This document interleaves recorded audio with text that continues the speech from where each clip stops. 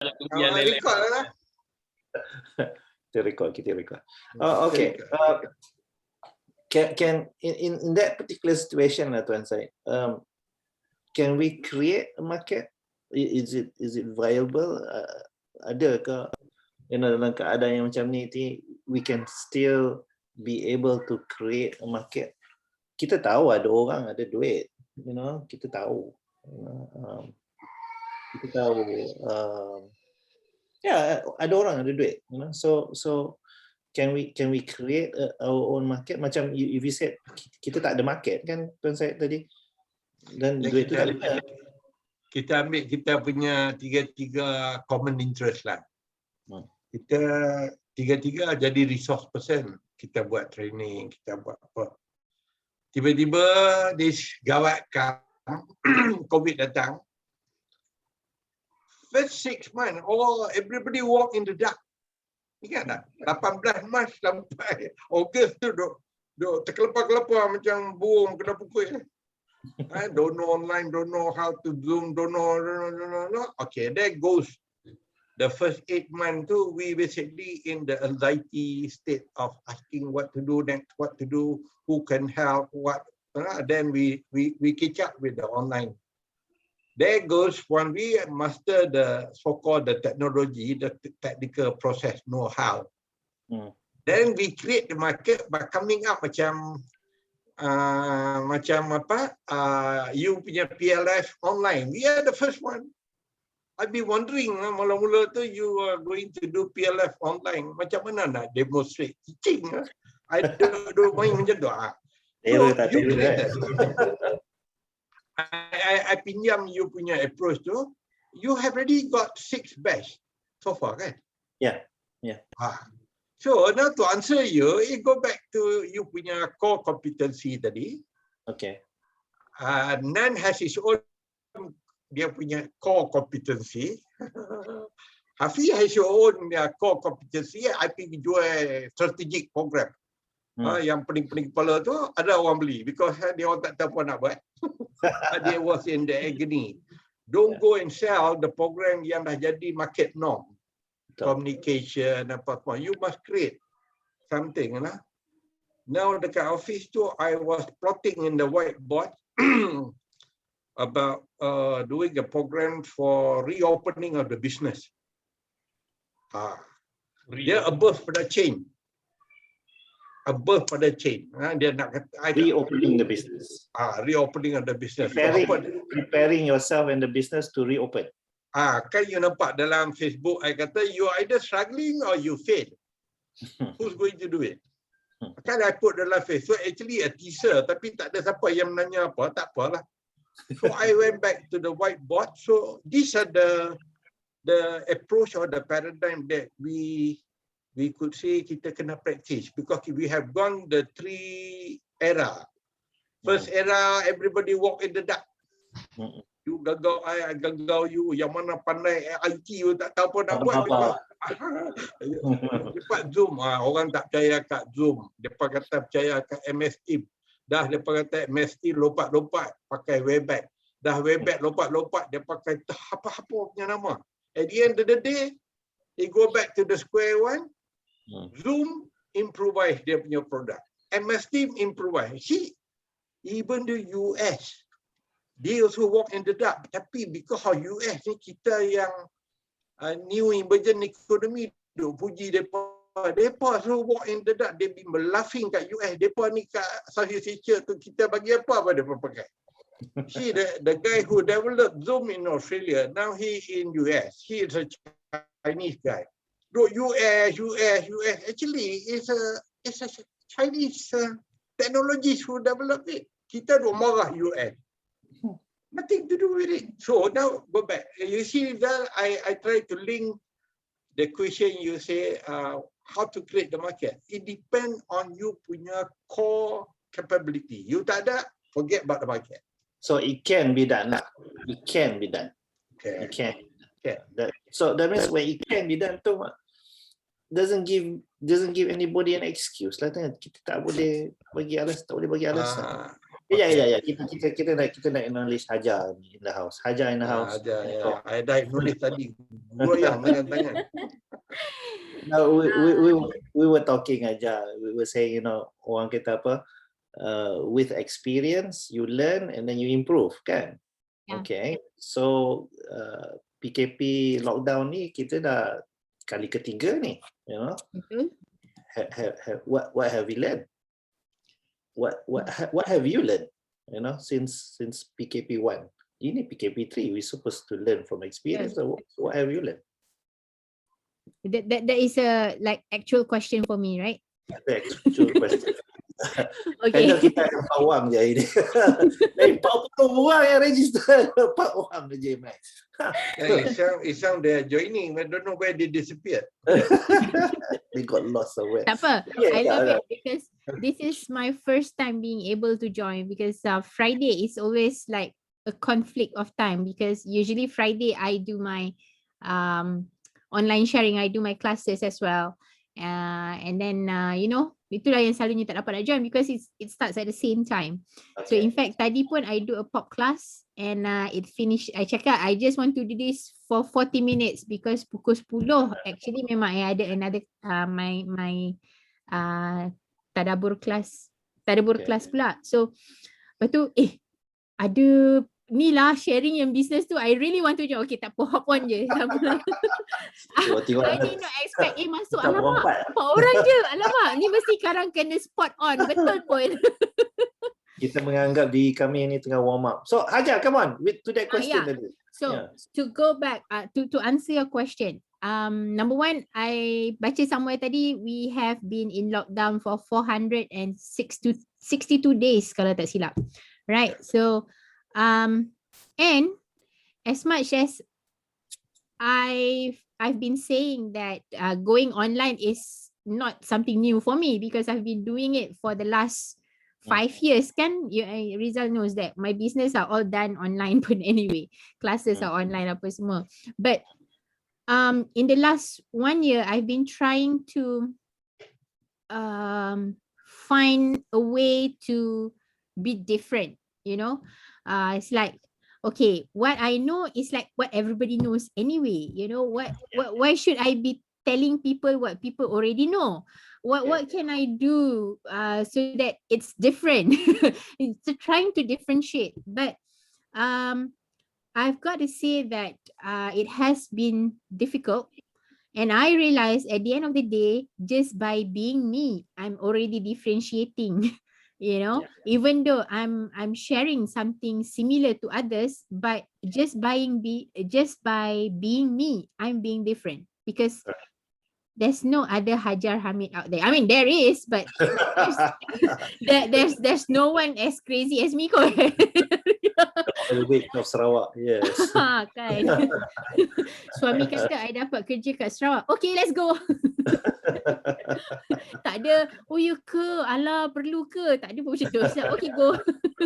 But anyway, so and recently a question was posed, I was following this particular course, and the teacher was asking, so what is your theme year? What's the title of your year? What is the theme? So I'm like, okay, I need to think about this as well. And somehow that phrase just come, and the phrase is like overused many years, like everyone has used it before, but suddenly it just became so relevant to me. Just do it, just do it. I think, and that breaks, when I say just do it, it breaks a lot. Bukan break lah, it actually exploded a lot of my bangaus, because I can go like analysis paralysis punya cycle, mashallah, I tell you. Overthink, lama-lama tak buat, plan, strategi semua memang dah cantik dah, tapi execution, astaghfirullah, I need someone who can help me to execute. And that is another thing that I learned. But it's like in Islam also, jamaah, right? Islam actually teaches us that we cannot do things alone. However you want to differentiate yourself, however you want to create something new yourself, you still need a jemaah.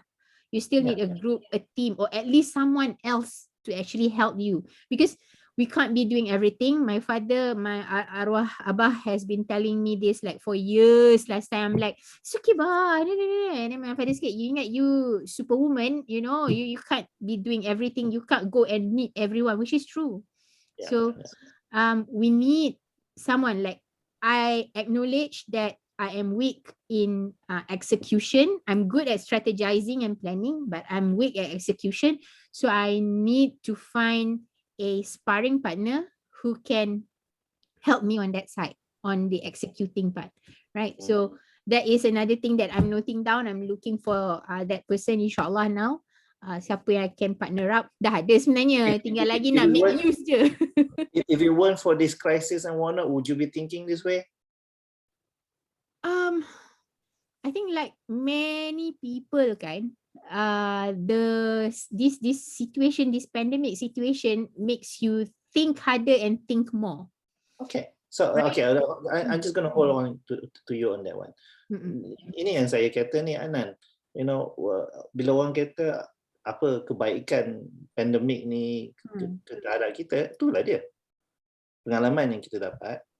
Ia menolak kita untuk berfikir lebih kuat, you know, berfikir beyond our capacity selama ni, you know.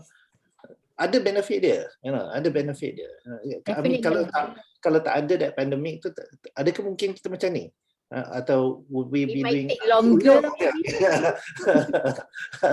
It might take longer lah, you know. It might take longer. Probably lah. I'm not saying, you know, mungkin tak ada kita berbeza sekiranya pandemik ni tak ada. I'm not going to say that. Kerana kita tak tahu, tak ada, itu memang rahsia lah pun. This is that, dalam keadaan ni kita belajar tak? Kita belajar. Kerana I tak faham, kerana Izzah diserang baru ni kat LinkedIn. Kan Izzah kata apa bangaunya lagi kan. And saya diserang. Kata keluarlah Rizal, tengoklah ramai orang tak ada kerja ni, orang miskin, anak tak makan lah apa semua. Bukan seorang dua tau. 3-4 orang serang di LinkedIn. True. And Izzah terpinga-pinga gitu. Apa pasal attitude ni pula yang keluar ya? Bukan kita nak encourage orang lagi untuk I mean, you can do better. I mean, orang kat Palestin tu bertahun-tahun ditindas, they still are better. I mean, they're still alive. Yang kita ni baru setahun dengan COVID, dengan berapa hari lockdown, kita dah give up. Really? Come on. I think that's another thing about being Malaysian, because Alhamdulillah we are put in a tanah bertuah lah. Memang our ancestor dah describe it in a very beautiful ni kan, tanah bertuah yang banyak rahmat dia dekat kawasan kita ni. So kita dah rasa kesenangan walaupun tidak kaya raya, duit boleh campak-campak je, you know. Tapi rasanya hidup kita memang sangat mudah compare dengan orang lain. Jadi bila kita dihadapkan dengan situation yang macam berbeza dari biasa, yang menyebabkan kita rasa macam lain. Macam dan lain tu ditafsirkan sebagai susah. I truly understand memang ada orang kat luar sana yang kehilangan kerja, especially yang the day job. Obviously, but what I have seen di Kuching ni, as much as people are losing job, somehow, I mean, come on, this is Kuching, it's not KL, you know, and people here mostly I would say majority adalah bergantung kepada day job, because you know sekarang pasar tutup and a lot of people actually berjual hasil tani daripada kawasan rumah diorang je kat pasar tu, you know, like sayur daripada kawasan rumah, carrot ke kentang ke whatever, you know, homegrown items that they sell, you know, besides of course lah ada yang apa supplier whatever tu tak apa. But ni orang yang jual banana, pisang daripada pergi masuk hutan ambil banana. You imagine sekarang pasar tutup. You know, we can't go there. I mean, it's just necessity, then only you can go to pasar and buy. So dia punya amount of income is different lah nowadays, right? Yeah. But I think people are pivoting better over here. You know, Yeah. compared to Kerana mereka ada option. Kerana mereka ada option I untuk think. pergi ke apa, mereka ada option tanah untuk menanam, mereka ada option hutan untuk pergi cari makanan kan. No, they switch, they pivot from they pivot from selling raw material. Now maybe they cook first, so they jual makanan yang dah dimasak pula, for example, you know. So I mean, I'm sure there are still people who are, you know, because kita still ada apa, drive and apa, sedekah drive and all that lah, alhamdulillah. So which means ada orang yang masih lagi macam yang kesusahan lah. But instead of looking at that, not to say that we ignore them, no, we are helping them, but to encourage others to bangkit, you know. And I truly understand, Rizal, what you're saying, because orang akan cakap like, kau boleh lah, you have platform, you have kemampuan, you have, you know, give all this reason why our life is so much better than those yang tak ada means, cannot, I don't know, diorang tak ada idea lah. Okay, let's just put that they don't have idea how to switch or flip or whatever we call it, right? So yeah, actually there is no reason why not to. It's just that kita kena sit down and Okay. Let's just test. Anan, katakan krisis ni akan berlanjut, na'udzubillah, 7 tahun. Tuan Syed dia bengang kalau dia sebut 7 tahun. Kan dia ambil Nabi Yusuf punya 7 ke? I dengar 3 tahun. 3 tahun I dah macam ni 7 ya. 2 tahun. Okay. What would you do? I mean, Anan akan buat apa? Will you still maintain your lifestyle, maintain the shop, atau apa langkah-langkah yang Anan akan buat?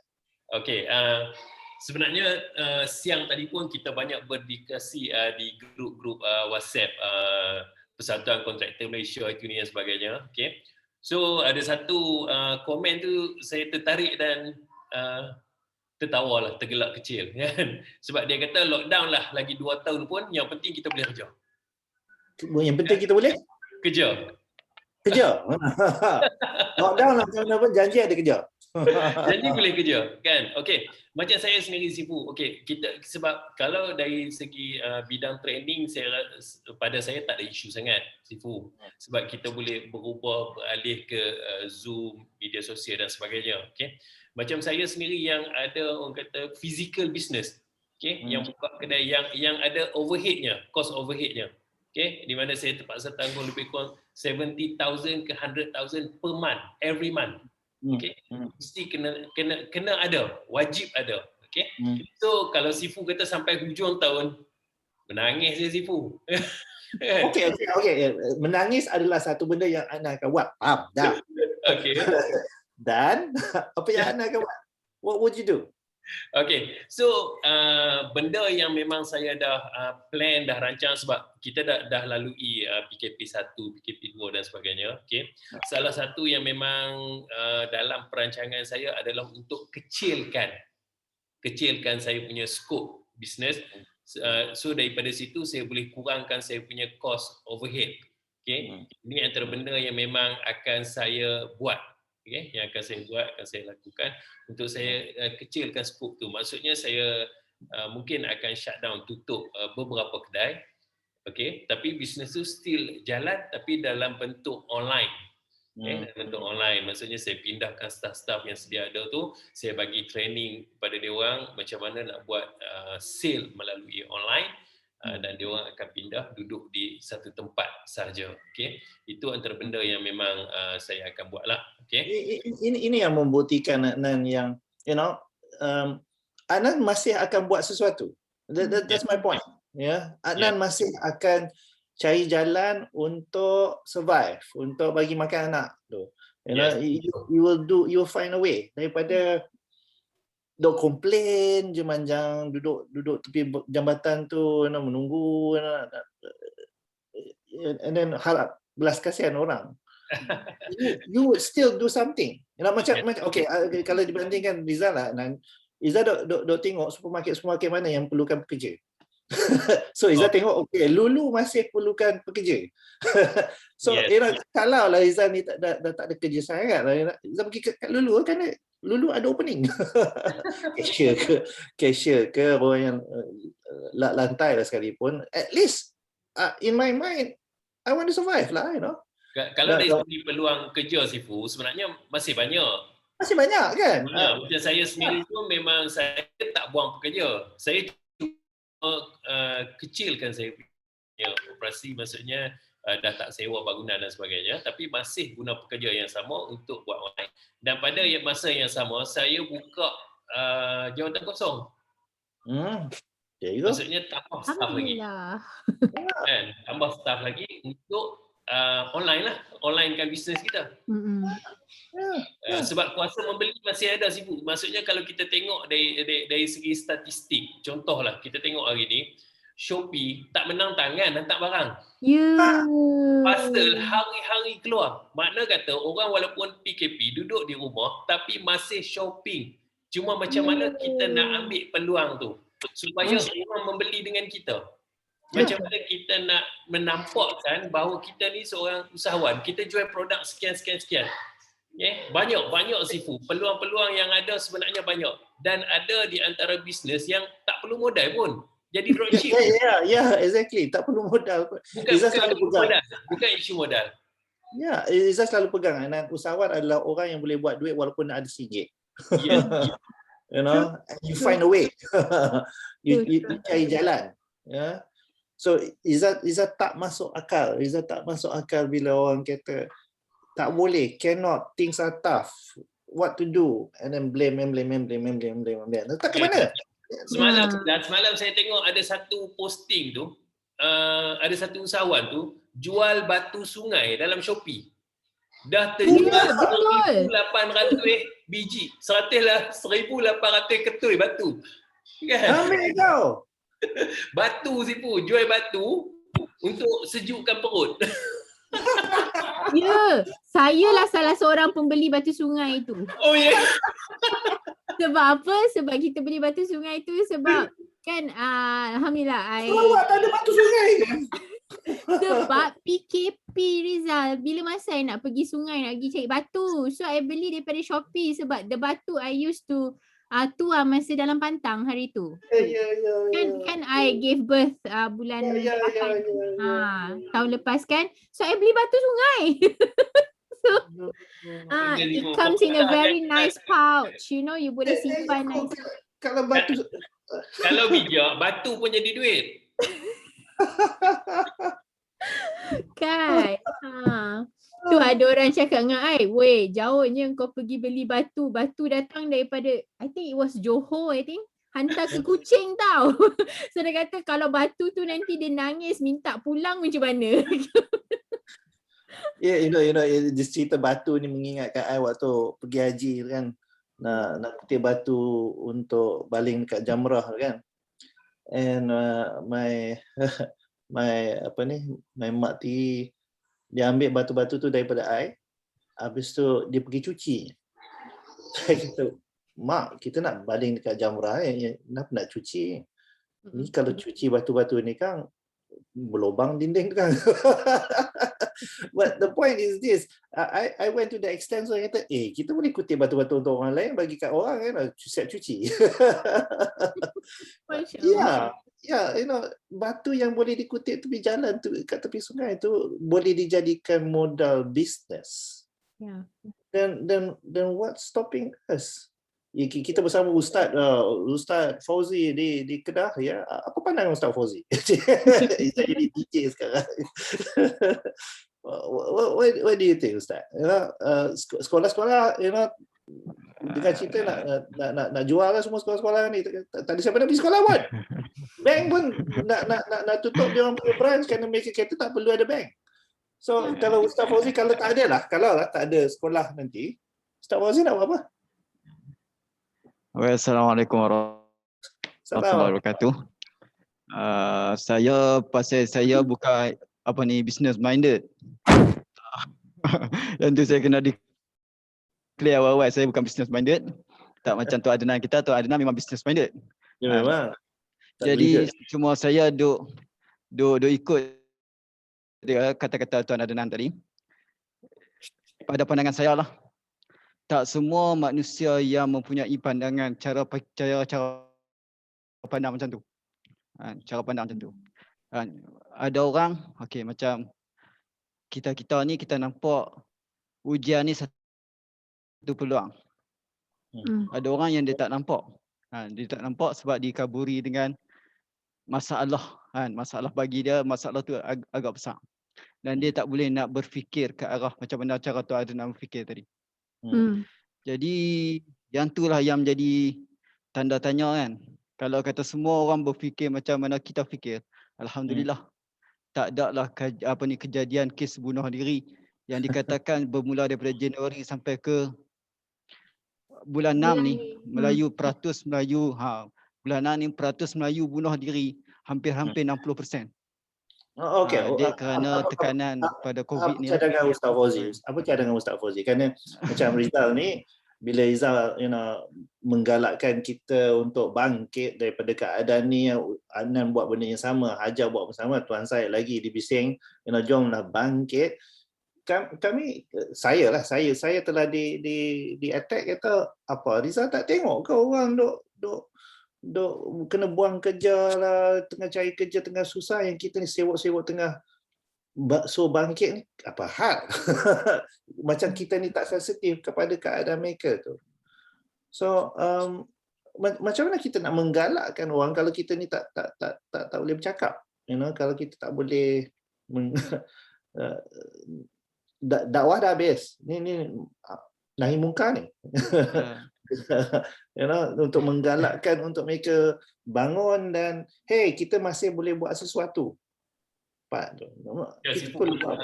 Salah satu benda Sifu yang selalu saya tekankan Sifu, elakkan perkongsian benda-benda yang negatif di media sosial. Okay, hentam orang tu, hentam kerajaan, maksudnya tak ada apa yang boleh selesai dengan hentam. Dan menyebabkan, sebab orang tengah pressure, tengah tekanan, and then bila kita hentam, orang akan mula cakap benda-benda yang negatif, akan mula tulis benda-benda yang negatif, dan akhirnya pemikiran dia sendiri akan jadi negatif.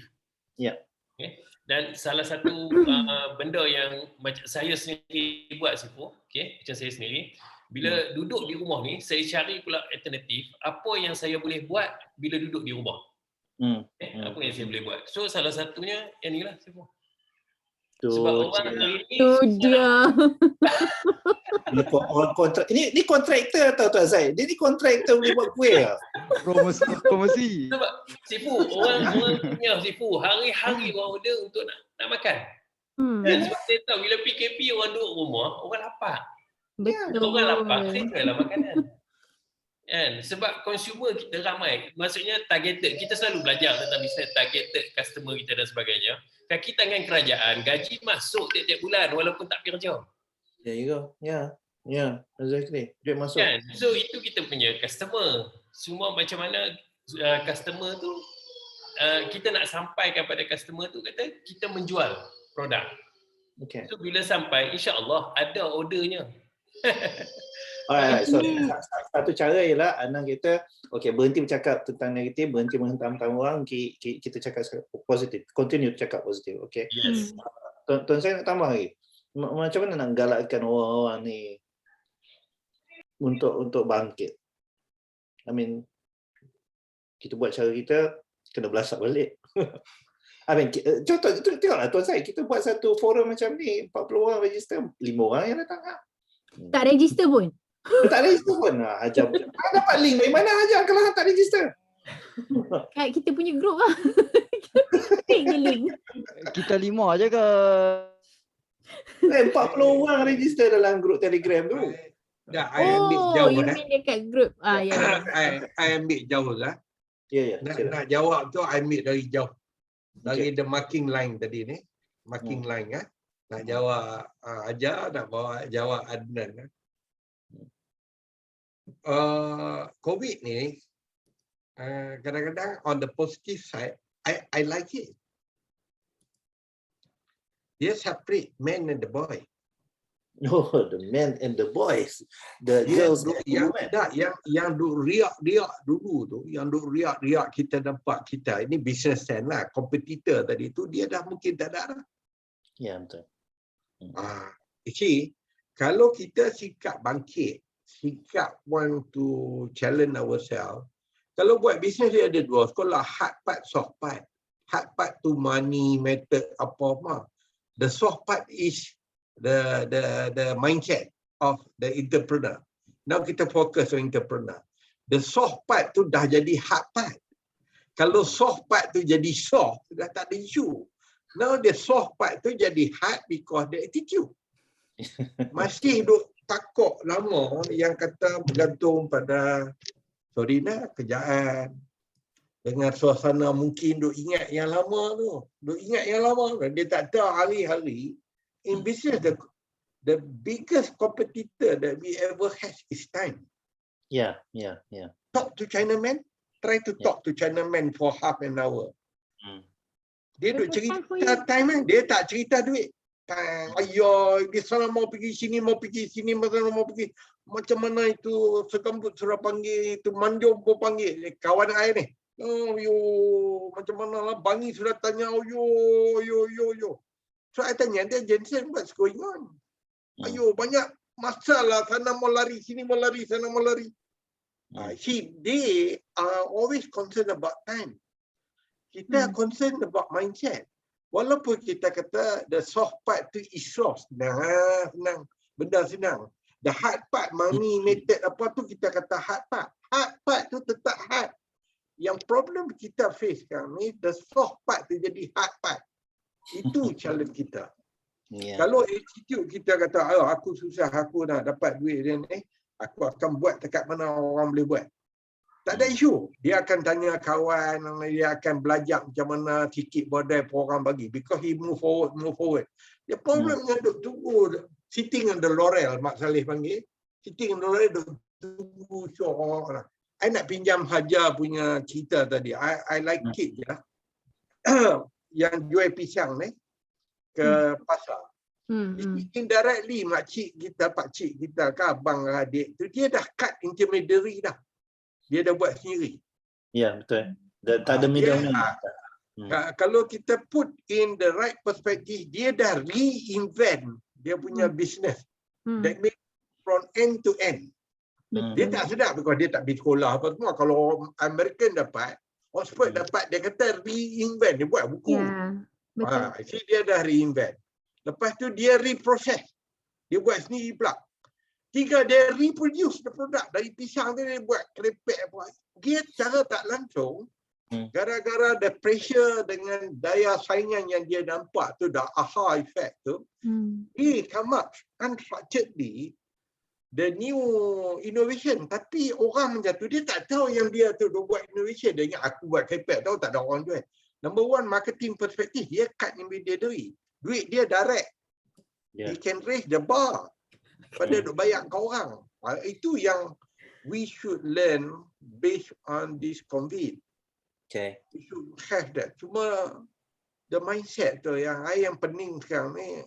You know when Tuan Syed cakap tadi tentang time is you're competing against time. Time is the competitor. Interestingly, you know, dalam Quran kita selalu baca kita berniaga dengan Allah kan. There's a lot of transactions with Allah kan. And I pernah tanya Ustaz Fauzi ke Ustaz Hafiz, saya tanya, okay, kalau we're in a business with Allah, then what's our modal? Ustaz Fauzi ke Ustaz Hafiz yang menjawab? Our modal is time. How we manage that modal tu? Our modal is time. So true. Yeah. So interesting when Tuan Syed cakap, the Chinese man look it as a we are competing against time, but time will always move, kan? We will look it from a perspective of our modal is actually time. It's how you use that time, macam mana kita guna masa tu. And kita boleh guna pelbagai cara sebenarnya. Boleh tak kita cakap sebenarnya, Rizal? I just got 2 points about I pun nak keluar dah. Have to 5 minutes to get ready for my class. Okay, just 2 points last. Number 1, kita boleh PMI, pusing. But I think the core itself, and I cakap ni dengan reflection of myself sendiri. Okay, I tak cakap orang lain, but looking at myself, kenapa all this while Hajar ni like macam tu je, PMI tang tu je. Tahun ni baru rasa macam nak sikit kan. Okay, the core dia sebenarnya malas. Okay, so senang cakap, kita boleh cakap pasal time, kita boleh cakap pasal mindset apa semua, but at the end of the day I think it's malas. There might be fear as well, fear of failure and all that. We can discuss that in a long apa semua, tapi I think macam for me, kenapa tak bergerak sebelum ni sebenarnya? The biggest bangau is actually malas. Yes, takut fail, but at the same time it's just malas. Okay, number 1. And then my second point is that as a Muslim, right, Rasulullah sendiri dah cakap sebenarnya the ganjilnya orang Islam ni, sama ada susah atau senang, ending dia adalah baik sebenarnya. Kan? Macam dalam I nak translate kan from English to Malay tu slow sikit because kan the amazing is the affair of a believer. In times of challenge, he is patient, and in times of dalam keadaan senang dia bersyukur. Dalam keadaan susah dia bersabar, dan dalam keadaan senang dia bersyukur. Because I think the root is many of us forget about this. Because bila kita nampak susah tu, kita nampak susah je. Kita dah tak nampak dah ada hikmah di sebaliknya lah. Itu yang I rasa kita perlu. Ini yang relate I think dengan Tuan Syed cakap tadi, mindset. That I truly believe that this is what we have to teach our children. Sebab yang dah jadi buluh ni susah sikit nak dapat dah kan. Yang rebung ni anak-anak kita ni, I think we have to cultivate this mindset yang whether it's hard or whether it's easy, semuanya datang daripada Allah, dan bila datang daripada Allah mesti ada baiknya, insyaAllah. Itu je. Thank you so much. Terima kasih daripada banyak. Apa yang I dapat daripada Rizal dan Tuan Syed, Adnan dan Ustaz Fauzi yang Alhamdulillah, thank you so much. InsyaAllah I will make a point to join again. Bismillah. May Allah put barakah in our time, in my time, and supaya boleh join benda-benda yang berfaedah macam ni, insyaAllah. Thank you, Ajar. Okay, Assalamualaikum. Assalamualaikum.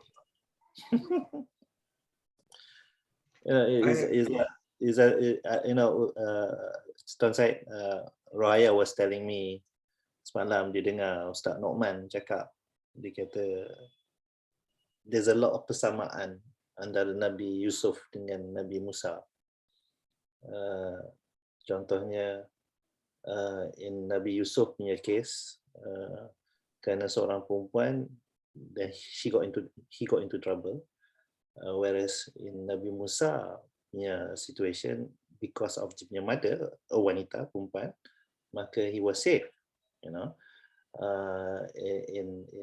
In Nabi Yusuf punya situation, he lost his brothers. His brothers abandoned dia. Whereas in Nabi Musa punya situation, he got Harun. You know? There's a lot of comparison. So I was asking Rohaya, I kata, okay, there's this comparison Nabi Musa and Nabi Yusuf, but why? What's the learning? Well, then Rohaya pointed out, dia kata, well, even at peringkat Nabi, everybody ada haluan masing-masing. Yeah, and they go through good times and bad times. And in terms of Nabi Musa dengan Nabi Yusuf ni, comparison dia sangat cantik. You could see it both having contohnya yang tadi adik-beradik tadi tu, Nabi Yusuf ada adik-beradik tapi they abandon him. In terms of Nabi Musa pula, dia dapat brother, you know, and their lives were led in so many ways, yeah, but you could see like mirror tau mereka berdua ni. So kalau kita bawa kepada diri kita ni pun, even though some people bila mereka attack saya, kata Rizal ini you tak sensitif terhadap apa yang berlaku kat luar, Rizal punya respon kepada mereka ialah, hey, I lost job juga. I lost a lot of jobs. Tak adalah belum lagi sampai peringkat, you know, apa orang kata scraping the barrel, tuan saya, ya. Belum sampai peringkat tu lagi. But if things don't pick up, I'm on that way, yeah. So we all go through the hardship. So if we all going through the same hardship, regardless apalah kita punya socio-economic background macam mana pun, maka apa alasan kita untuk tidak bangun? Kerana kalau ada orang lain boleh, yang kita ni kenapa mengut? Ya, kenapa dok pointing jari lagi? It make no sense to me. It make no sense. Mereka harapkan simpati tidak boleh membantu pada pandangan saya. Ya, tak. Simpati tidak boleh membantu. Empathy mungkin lah. You know, I feel for you, yeah. Let me help you. That very common. That word very common. Empathy. Kalau orang pakai empathy, cuma darurat macam ni ada dua orang yang boleh tolong kita pun, yang University of Life taught me. Satu, kalau ada mak kita. And the next one is your wife, not your brother, not your friend. These are the two people. You makan garam pun, they still be with you, no matter what, because dia dah tahu how you fall forward. Dia tahu. Dia tahu why kita ni, dia tahu you fall forward, you akan wake up and you move forward. Fall down at the back tu susah pasal why ada. Dia satu. Mak mana pun kalau dia tengok, dia akan not father. Sorry, not father. Brother in-law jadi outlaw habis semua. When kita susah, jadi outlaw. They start doing comparison. That is worse. Dia jadi start comparing dia ni jadi nah. Itu yang kita tak mahu. Within that internal circle of concern. Sekarang ni kita duk cerita the external circle of concern. Itu yang kadang-kadang ajar direct. I tak maulah direct kan. Pakai kataan M tu malah kan. I tak maulah ajar dah direct. Kita pinjam ajarnya lah. Cuma I rasa satu lah. Kalau kita dah diajar dalam 5 bulan-bulan ni, dah nak masuk 16 bulan yang tak dikawal. Di segi perspektif, we have to learn how to manage uncontrollable factor. Bukan controllable factor. Because universiti ajak orang semua duk cerita boleh control semua. Tapi COVID ajak kita to manage the uncontrollable factor. You become green, lepas tu you jadi yellow. Lepas tu balik jadi orange. Orang yang macam resilient, yang be able to bounce back tu, bagi I lah, dalam hati I, kadang-kadang duduk seorang-seorang kat office, orang yang pernah susah, masa ni dia akan berjaya. InsyaAllah. Orang pernah susah lah. Susah lah. Zaman Jepun, zaman ekonomi ke, zaman World War. Dia memang gung ho dia akan survive-nya. No, yang duduk steady harap sana, Mr. Harap. Kita panggil Mr. Harap. Mr. Harap, Miss Harap. Habis. Itu yang somebody was talking to me about resilient the other day. I think about 1 week he called me on the phone. So he talk about business resilient. I cakap how smart we are, how intelligent we are. But in case you don't face the pain, you will have to learn about how to be resilient. In case you have gone to the pain, your bouncing back are very fast because you be able to adapt anything. The story kita duk tengok yang jadi negatif tu, orang yang satu dia tak pernah susah. Dua, dia tak reti nak adapt diri dia dengan keadaan tengok macam. Tapi orang yang pernah susah itu yang usahawan tu champion tu sekarang. Usahawan yang kata usahawan kerja sendiri. Head, heart, hand and humility. Muka tu itu humility tempat. Depa ni akan successful. Heart, hand, head. Mula-mula head, heart, hand, humility. Humility ni he being humble lah. Humble. So depa ni I tell you champion. See, be honest lah. Apa nak tekan kan? I left my salary job 5 years ago kan. Kalau tidak, I will not be talking on the same momentum. Because you see, I got fat salary. Gawat macam mana? Tak apa.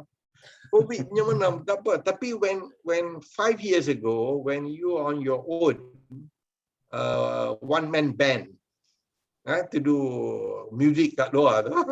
Dan kita kena find yang ini, nak kena tiup instrumen ni, drum nak kena ejah, gitar nak kena ejah, suling nak. That taught how to be orchestra in one-man band.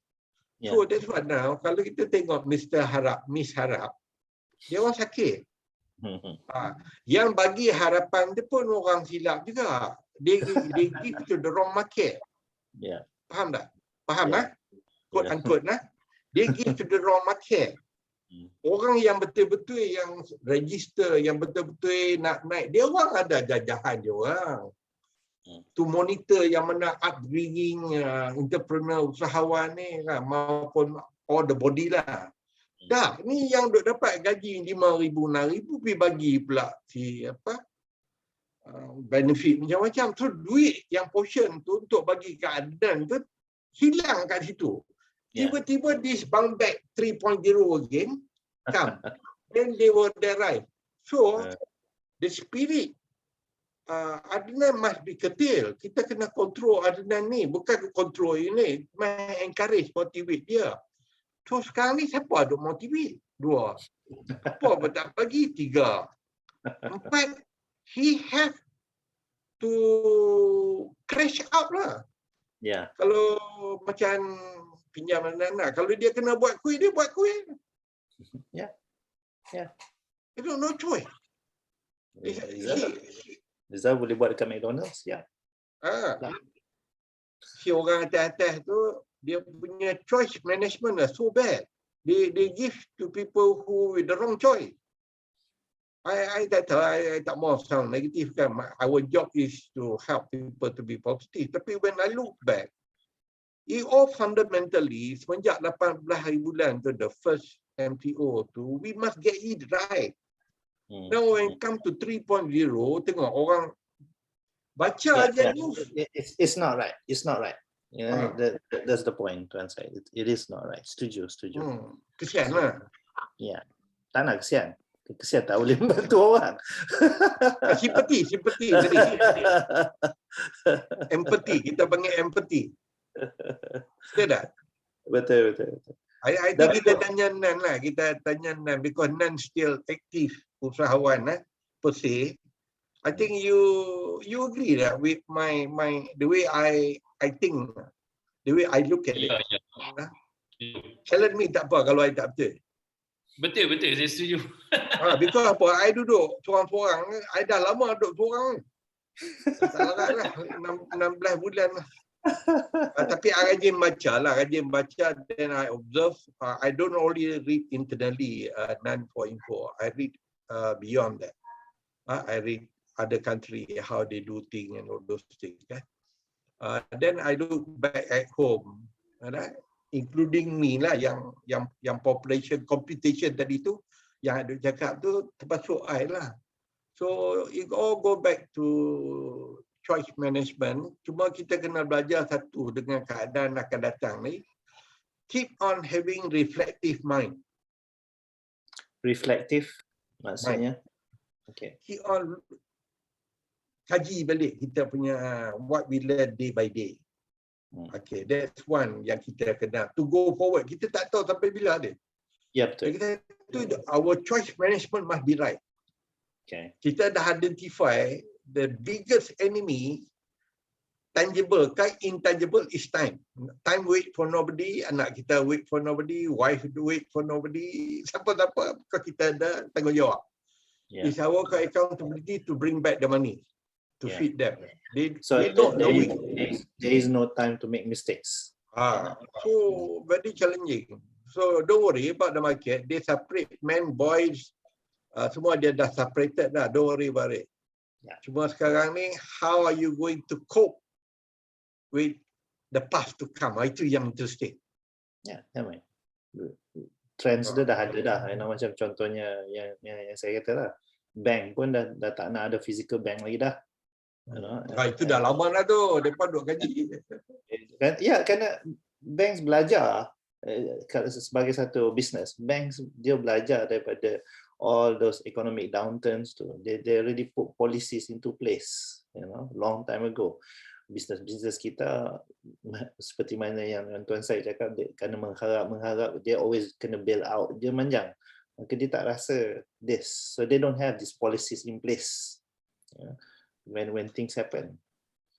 I tadi sambil cuci office tu, today I did 360 degrees of cuci office. Patut berkilat macam office. I duk baca about digital customer service. Azal, ni scary lah. Digital customer service. AI. That is not AI. This is digital. Ni how going to service them. Kalau contoh, kalau bank dah cut interface, business to consumer. Yang tiga sekarang ni business to business. Maknanya kita dah jadi business kan. Esok jadi T&T. Teknologi to teknologi. Komputer dengan komputer cakap. Get ready. Get ready. Terminator lah tu. Dah because apa? Anak kecil pun pandai order Shopee barang sekolah. Hero siap bagi tahu, kata dia nak ni untuk sekolah. Kami nak kata apa kata? Berapa dia nak, dia kata RM100. Tengok kami. On aja lah. Yes. Sebab dia dah tahu apa dia nak. Kita duk pening, kedai tak buka. Kita duk pening macam mana pergi kedai. Dia dah walk my Shopee punya tu. Dia kata RM105 yang ni yang sekolahnya. Apa nak cakap lagi? On je lah. It's for us to catch up. Okay, so to catch up ni lah yang saya kata, you to learn, to don't be idle, to read, to talk to people, to do something. Because once we don't catch up, kita ketinggalan. The business to come is very challenging. The fittest will survive. Yeah, bila Tuan Syed, I heard this from this guy, and he was also saying the same thing, this Datuk. Then I challenge, I kata, we always say that. I mean, kalau kita ni usahawan pada Perang Dunia Kedua ke, atau Perang Dunia yang Pertama ke, kalaulah kita usahawan waktu kita buka kedai dekat dengan kawasan Krakatau di Indonesia ke, we all had challenges. All those usahawan also had challenges. Yeah. So it's not to say this challenge kali ini is worse off daripada dulu-dulu. Tak. It's just another challenge. it's bad, it is bad. Macam dulu-dulu juga, you know. The thing is, kalau usahawan dulu can find a way, kita pun boleh find a way. Ya. Saya rasa dia punya challenges adalah is managing our own fear. Yeah. That's all. See, the technology up there, see ni, the moment kita duk cakap 5 orang 16 jam different from US or maybe somewhere, they are coming out with something baru that give us a terkejut. Yeah. They will put all these things in place. Yeah. So kita ni don't have doubt. Don't doubt lagi. Doubt. Kalau katanya we can manage our own fear and manage our own doubt, we are at par. Then because all the logistic is there. Macam kita sekarang tengok. Masya Allah, mana kita imagine that we going to have a meeting that day pukul 10 lebih and then ini. Allah Akbar.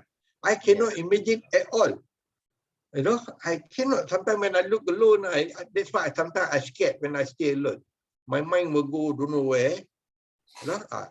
So now, to cope with the challenges, kita jangan kata challenges yang kata so-called the norm lah. It sound very negative dia. Hang ni banyak sangat masalah kalau orang dah kata. Hang tak pernah kata hang tu betul. Semua banyak masalah. Hang jadi Mr. Masalah. Tadi kita kata Mr. Harap. So now we have to manage our own fear, our own anxiety, our own doubt because externally the logistic will be in place. InsyaAllah. Yeah. Itu je. To me, to manage doubt atau fear, dua benda aja. Satu is knowledge. You learn lah. I mean, the reason kita fear is because we don't know. Kalau don't know, learn. Go find a way. Yeah. Another thing yang kita ni ada is to manage fear. The opposite of fear is faith. When you have faith, you have no fear. Now, faith, you don't necessarily need the knowledge. You just have faith that things will become better. You will have faith that Allah knows better. You will have faith that this will pass. If you don't have that kind of faith, and then you don't have knowledge, itu yang jadi fear tak tentu arah tu. And everything is so bleak. That's why our head cheat us. Our head cheat us. That come the fear. See, the heart is something that you love to do. There come the passion. Yeah. See, the heart dengan head dengan berlawan. So the best thing is to face fear by asking, actually I can do it. I can do it. That's why dia orang panggil apa dalam psikologi pathological critic. Kita lawan dari. We have to face it fear. Kalau kita tak face fear, fear will eat you up. Betul. Directly. Nobody can control. No. Tiba-tiba you nampak macam takut lucu. That critic in the head tu pun ada dia punya ubat dia. Every time that critic in the head kata, oh ni nanti dia akan bermasalah, ni nanti orang cakap apa, maka dia punya ubat dia lah siapa sebenarnya yang cakap. Siapa actually cakap ni? Ke kita yang create benda tu? Yang dia dalam kepala yang sama. So it can be solved. Tuan Zaid, kita dah sampai pukul 10-11 minit. Apa? Kita pergi sampai 10:30. Okay, 10:30 so kita berhenti. Kita stop. I tak tahu lah. I'm not an NLP guy. I'm just a Gurkha, orang kampung. How to manage yang you cakap tadi about fear and all those things. Number satu, kita kena refrain kita punya thought. Macam itu hari I nak pergi cucuk COVID dah. I dah sampai dah kat Setialang. Okay. Lepas tu sound Dr. Buddha tu pula. Ni apa hal ni? COVID kat Setialang, tak main rumah. I cakap, you tahu lah rumah I kat Sri Kemangan dan apa semua tu. Lepas tu dia kata, saya tak tahu. I said, doktor jangan cakap tak tahu. Saya pantang untuk dinek kalau orang kata tak. Saya rakyat, saya bagi tahu doktor, doktor bagi tahu dekat KKM, apa saya berterabak jadi. Lepas tu dia duk briefing lah sekali, dia duk tengok dia kata nak cucuk tu tak. Cakap dah main-main dah cucuk pi habis-habis mati. Jawab dia boleh cucuk sign. So I pergi sign. So you see the point I'm trying to make, I was a little bit of negative about nak pergi cucuk tu, satu. Dua, because I dah marah pasal I kena pergi jauh. Tapi again, my heart was telling me, kalau you nak tolong diri you, and nak tolong dengan orang surrounding you, you better go and get yourself cucuk. The fate, you kata fate tadi tu, fate tu kalau kata ajal I lah what to do, Allahu Akbar. Nak ambil. Dia jadi berani kan. Macam Power Ranger. Okay. The point I'm trying to do is, you are right. Fear dengan fate. So number one, methodology dia, I reframe my mind. I say yes, I will do it insyaAllah. Habis-habis, ya Allah nak ambil lah, cucuk okay. Berani. Astagfirullah. Doktor tu pun terkejut tengok dia kata orang tua ni boleh tahan juga kan. Lepas tu, what I did was just to control my doubt ni, this is all about fighting your mindset. I on lagu because of the beat. Bila balik ke waktu pergi? Tak, while waiting tu. While waiting. Ada lagu Okay. Yang satu reframe my thought. Lepas tu nak console diri I ni, I listen to music because of the beat. Okay. Okay. Seronok lah dapat lagu tak apalah, ta'al apalah, semua bola Pardes punya lagu Hindustan yang lama-lama tu. Pasal beat dia ada. Lagu sekarang ni tak ada beat, wah kita tak faham. Kan? The last kali I hold my pen, I jingle it. So I tak tahu lah NLP aja, guide you no. I tak belajar NLP. Tapi that's what I learn. How are you going to address when you have negative cognition in your mind? Satu, you reframe. Boleh, insyaAllah. Boleh.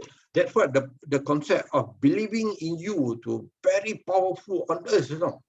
Yeah. Okay. Let's compare. Because I went for vaccine, and on your part, when you were there with faith, jalan je kan. Result pula with a lot of knowledge. You know, Pfizer apa dia, Sinovac tu apa dia, compare pro and con, orang tua punya respon macam ni, orang muda punya respon macam ni, dengan rohayanya lagi buat dia punya research lagi, duk compare, kontras semua tu, pergi dengan knowledge. And also when we went with the mind of we know what we're getting into, and kita yakin dengan apa we found out, and we heard both sides of the story, and we go. You know, so that's the point. The fear disappears with knowledge. Fear disappears with faith. Yeah. And that adalah benda yang kita bayangkan bila kita inculcate that dengan usahawan sekarang. You know, we give them knowledge lah dulu lah kan. Kalau kita kata things will change, things will be better, dalam kepala mereka sekarang ni mustahil, because you know with lockdown and stuff like that, they cannot see beyond apa yang sedang berlaku kepada mereka sekarang ni. So you need to give them a lot of knowledge. You need to macam Adnan punya case, dia ngajar anak-anak buah dia tentang macam mana nak buat online, how to manage do online, you know, so give a lot of knowledge. And then senang je kan. Ajak yang susah, because you see the problem with entrepreneurship, when they successful, yang I duk tengok, they talk beyond orang boleh faham. All the success story. Oh, inilah, all success story. But they never tell us the secret recipe yang dia susah. That's what we want to learn. Oh, I'm here, I got jet plane. I got this plane. I got that plane. See, like US punya entrepreneur. They got the 747 aeroplane to ferry them, entrepreneur. But they never tell us how they get there. Right. Kita duk nganga, entrepreneur, nganga. Dia duk cerita yang bagus je. Entrepreneur ni dia kena ajak macam mana kena maki. Macam mana kena angkat kayu. Macam mana angkat lori. Baru yang shock kita belajar. Baru kita, dia duk cerita success story. No. Success story is not entrepreneur. Success story is success story. That's what they say. Kalau you want to tell story that spread, not story that stop there. Faham tak? Faham tak? Betul, I hate storytelling punya training. Because I always think you are telling story that stop. Why you going to learn how to do storytelling where story that stop? I want to tell story that spread. Spread. Kita hebah, kita apa, kita kata apa, macam agama kita panggil apa? Allah. Tak main. Tak apa. Pasal pukul 10 lebih ni dia tak main lah. Low battery. So dia itu yang I kadang-kadang I tak berapa suka. I want people who train interpreter to tell the back story. Kalau dia dah pas back story in terms of the approach, the paradigm, he can do it well. Iza dulu interview engineers dulu. Ya, habis tu engineer ni yang engineers kan. So saya sebelum interview tu saya kata sebelum saya interview seorang-seorang ni, saya nak cerita kerja kamu nanti. Kamu akan berada di tengah-tengah laut atas barge. Barge tu macam mana? Macam bot besar asyik bergerak macam tu. Dia tak stabil, dia macam tu selalu. Kita kena buat platform minyak. Maksudnya bila pi tak ada platform, bila balik dah ada platform. Ya, jauhnya kena naik helikopter kadang-kadang, naik barge kadang-kadang. Dan keadaan laut bergelora selalu. Ya. Nak telefon tak boleh pakai handphone, kena pakai satellite phone. Satellite phone seminit berapa USD. Ya. So kalau mak bapak sakit ke apakah dia tak boleh rushing balik. Bagi dia worst case scenario. Lepas tu saya kata, okey. Sekarang saya bagi 10 minit fikir, bincang, nak telefon mak ke apakah, tunang ke, bincang sekarang. Bila saya balik ke dewan ni, siapa yang ada kat dalam dewan ni, saya interview. 10 minit kemudian separuh dewan tu dah hilang. Ya betul. Kadang-kadang we give the worst.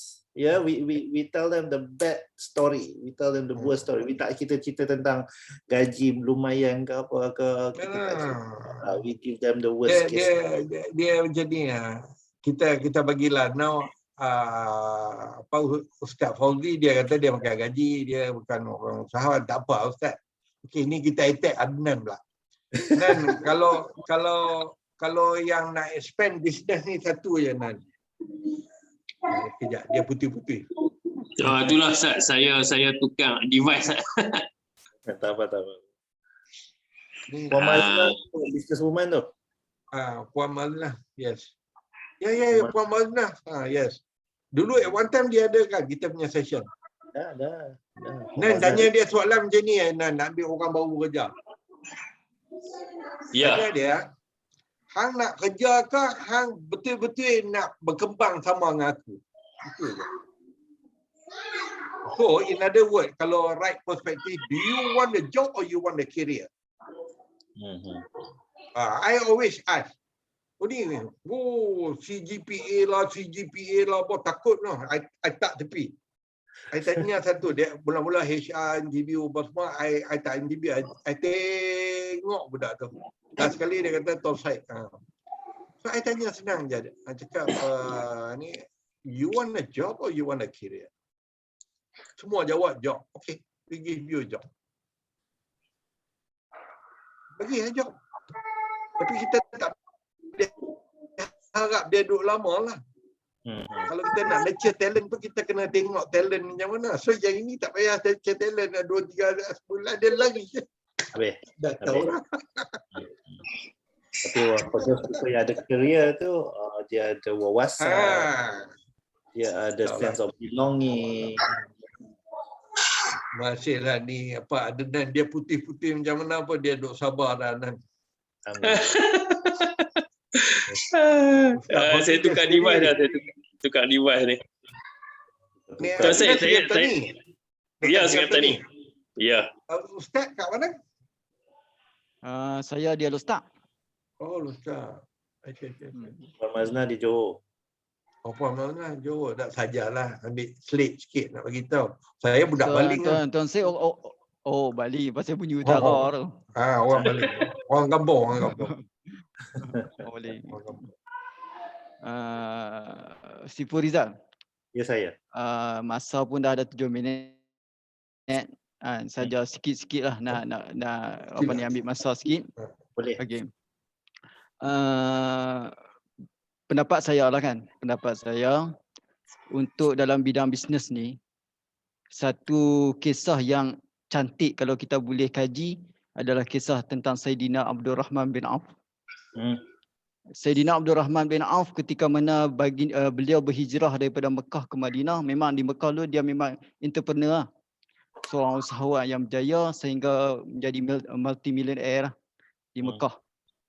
Kemudian bila dia declare nak berhijrah bersama Rasulullah ke Madinah, ahli keluarga dia dan para pembesar Mekah pada waktu tu kata, okey, kami izin dengan syarat hang tinggal semua harta ni di Mekah, tak, jangan bawa walaupun satu harta.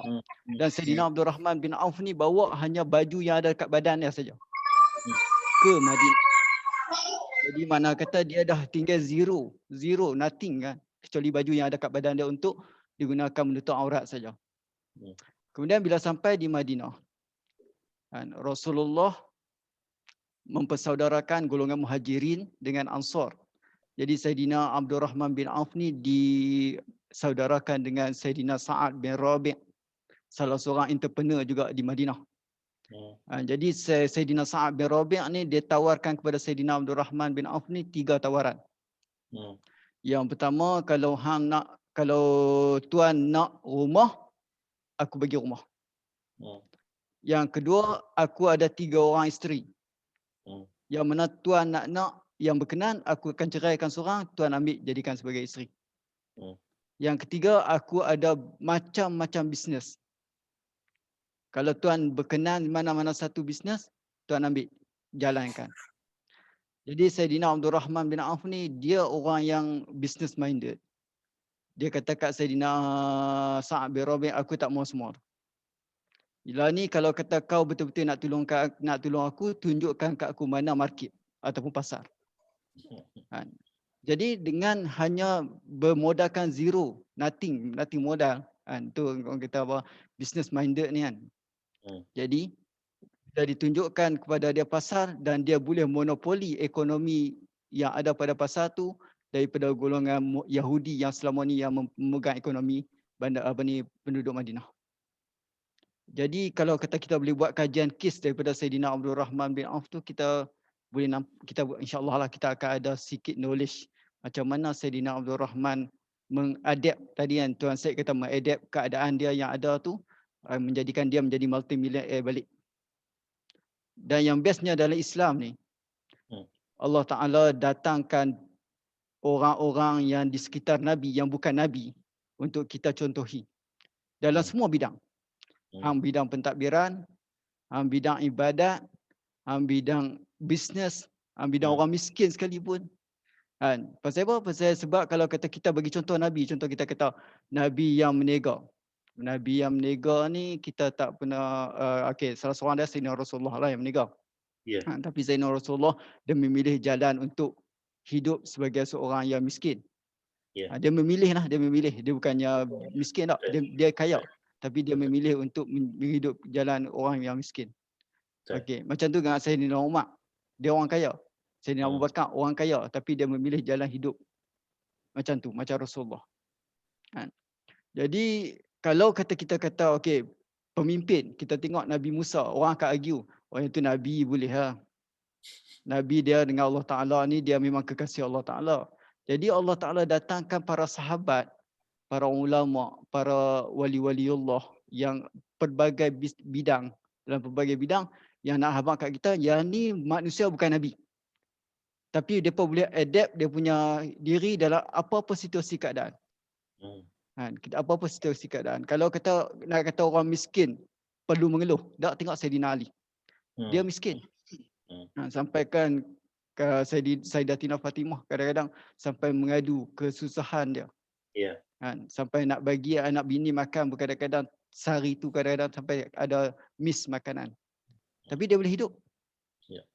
Jadi maksud dia dalam apa jua keadaan pun bermaksud bukannya semua tu boleh menjadikan kita lemah, kan? Dan semua tu kan menjadikan kita lemah. Selagi mana kita berpegang pada Allah Ta'ala lah.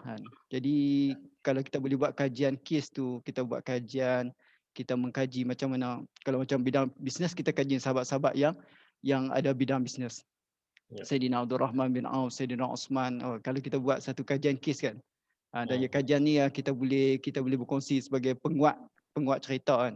Penguat cerita, penguat fakta yang menunjukkan kata apa yang berlaku pun sebenarnya kita takkan jatuh selagi mana kita ada pertautan yang kuat iaitu Allah Subhanahu Wa Taala. Ya. Saya daripada dulu memang saya mengagumi golongan bisnes ni, bisnesmen ni. Sebab bagi pendapat saya, orang bisnes sahaja yang benar-benar mempraktikkan tawakal kepada Allah Taala yang tinggi. Kalau orang yang makan gaji macam kami ni, sekurang-kurangnya tawakal tu kadang-kadang walaupun kita bertawakal, kan? Walaupun kita bertawakal kepada Allah SWT. Tapi dia ada juga, okey tak apa, tiap-tiap bulan aku dapat. Tiap-tiap bulan aku dapat. Tak banyak pun sikit walaupun kena potong RM20. Tu pun bising kadang-kadang potong RM20 lah. Potong RM20 bising lah. Allah, potong RM20. Tapi orang bisnes memang salah satu sifat yang hebat pada orang bisnes ni, selain daripada sifat syukur dan sabar, sifat tawakal. Yang tu memang saya respect betul lah dengan orang bisnes. Yang kami tak boleh nak buat. Memang kami tak boleh nak buat. Dari segi situasi lah. Semoga insya-Allah dengan kekuatan tawakal bisnesmen yang ada dekat, bisnesmen Melayu yang ada dekat Malaysia ni, insya-Allah akan dipermudahkan oleh Allah Subhanahu Wa Taala lah. Baik, wallahu a'lam. Terima kasih banyak-banyak Ustaz Fauzi. Itu penutup yang baik ya Tuan Syed. Saya kira itu penutup yang baik. Ya, betul. Itu boil down tu. Kita sebenarnya kita ada tau ilmu-ilmu orang-orang sadina tu, tapi tak ada orang yang betul-betul boleh convert that jadi principle of business. Dia duduk cerita American, Peter Drucker lah, John Cantor lah, itu kadang-kadang when I dengar macam ni, we have this lah satu. Macam ni lah. Saja qualified yang I cakap tadi. COVID separate man and the boy, because McKinsey punya research confirm 42% weaken the competitor as far COVID is concerned. So Farouk, Nan, jangan risau Nan. Siapa dulu you duk compete dengan you tu, duk saing dengan you, competition dari segi bisnes lah, bukan kita IT apa. Mungkin dia dah tak ada dah, jangan risau. Research proof ni 42%.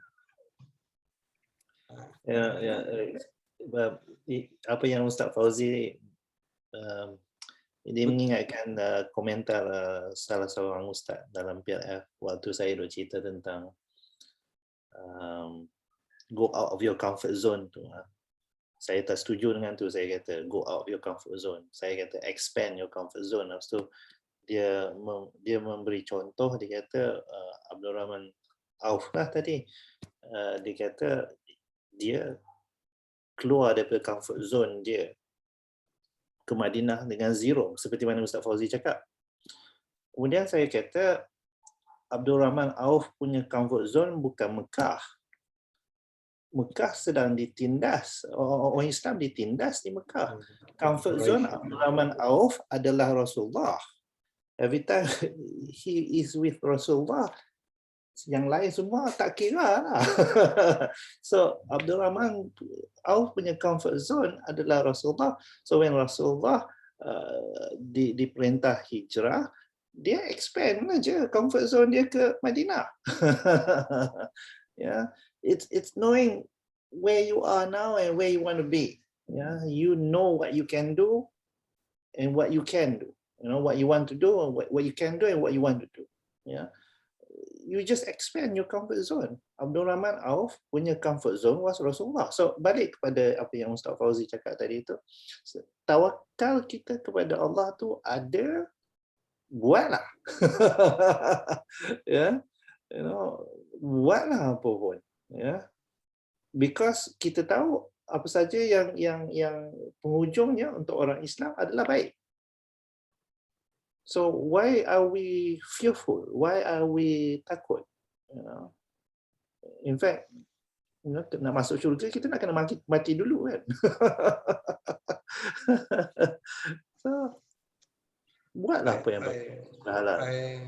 I hope insyaAllah lah dengan apa yang kita face 15 bulan ni, kaum-kaum kita lah, orang-orang kita ni berubah lah. Harap, itu harapan I lah. You know, especially the young generation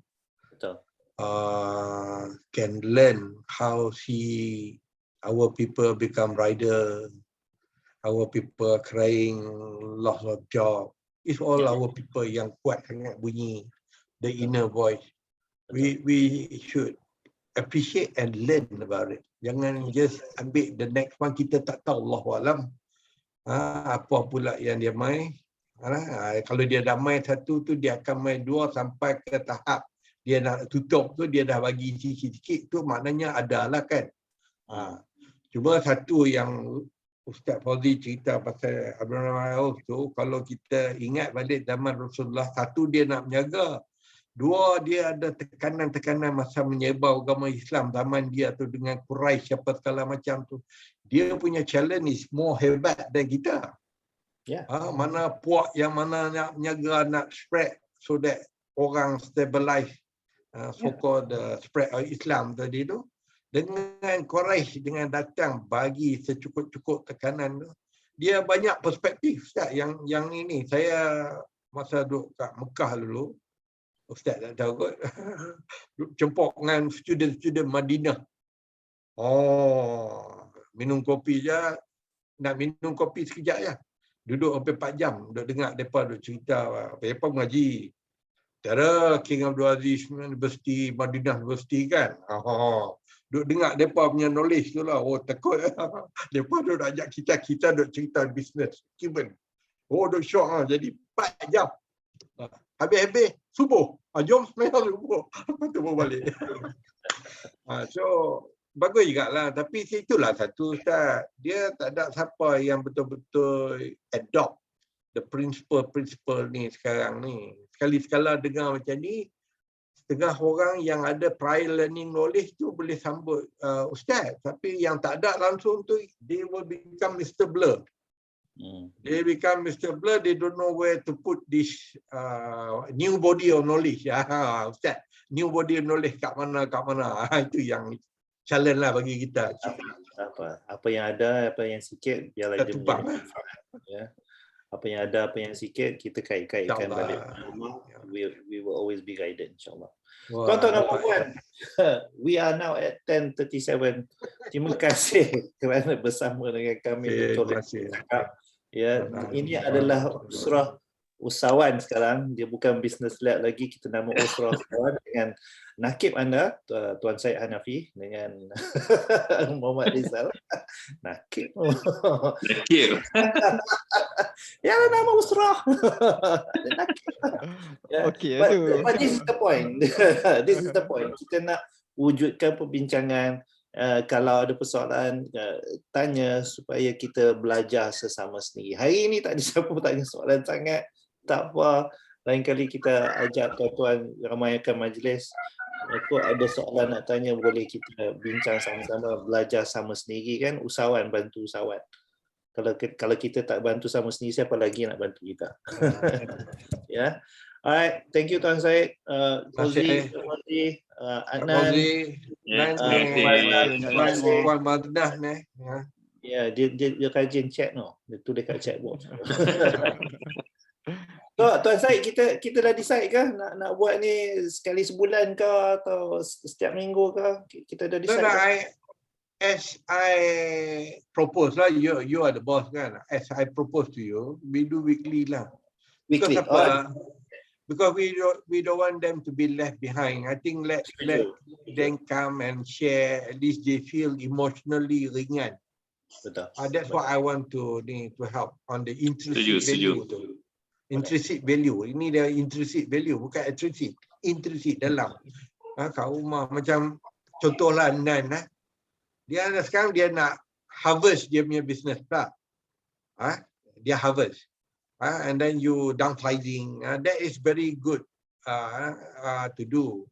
Tengok yang mana tak ni, just downsize tapi jangan cut terus. Don't harvest potong terus. Just downsize and you see lah yang mana buat duit, yang mana tak buat duit. You bagi timeline lah. Jangan just do it without monitoring. The failure of management tu, dia tak monitor, dia tak control. At the end of the day, he realise too late to control. Ya. InsyaAllah. So bab-bab bisnes kita akan belajar banyak daripada Tuan Syed. Bab-bab motivasi kita datang saya. InsyaAllah. Balance out. Itu yang tu I pun sebenarnya terima kasih kat you, tupang kasih kan. I want to help. Wajah Tuan Syed ni dia jauh lebih handsome daripada I dalam gambar. So I want to help the PLF because I tengok dalam grup kita PLF tu banyak yang quite diverse in terms of business. Betul. Cuma kalau katanya boleh face to face, I would like to meet batch by batch. Where can we do one-to-one? Then at least kita boleh demonstrate. We will do that one day, insyaAllah. I know, to tolong because it's not about making money now. Umur 36 dah kita 36 kan. 36. 36. Ustaz Fauzi tanya 36 pasal sama dengan dia. Muda lagi. Muda lagi. Terbalikkan sikit, 63. Betul. No, it's all about giving back. Kalau Ustaz pandai di segi itu, saya bukan pandai Ustaz. Saya go through all the pain. So jadi saya nak bagi orang expand the mindset, the contingency approach of business. Orang tak fikir contingency. Kalau kita buat plan, mesti ada plan B. Jangan buat plan satu plan. Itu orang terkejut. Dapat dia tak tahu apa nak buat. That's a good topic for next week. Plan B. How to create your plan B. Atau orang kata apa? Exit apa? Exit apa? Exit strategy. Exit strategy. No, exit strategy tutup terus. Itulah. Dan kita mula-mula cerita plan A, lepas tu kita tanya plan B. That will be a good topic, Tuan Syed. So, okay. Next week, kita akan cerita how to create. Alright, terima kasih. Hari sekali. Kita jumpa lagi. Terima kasih. Tuan Syed. Terima kasih. InsyaAllah. Assalamualaikum. Jumpa lagi. Assalamualaikum warahmatullahi wabarakatuh.